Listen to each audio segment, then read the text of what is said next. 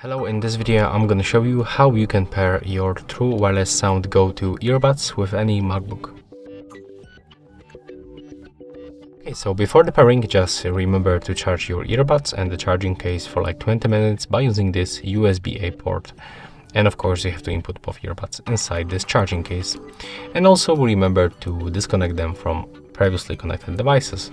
So first of all, we have to remove left and the right earbud from this charging case and take a look for the indicators. As you can see, on the left one, this ring is blinking on the red, on the blue, and it means that we are in the pairing mode right now. So all we have to do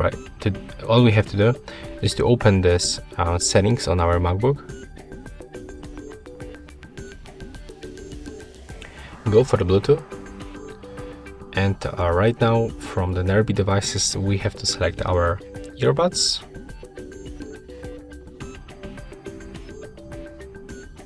As you can see, they appears right now on the list, so click connect. When you are successfully connected, you can also enter for the sound settings and check for the input and the output device. Be sure that our Go2 earbuds are selected. That's all for this video. Hope you like it.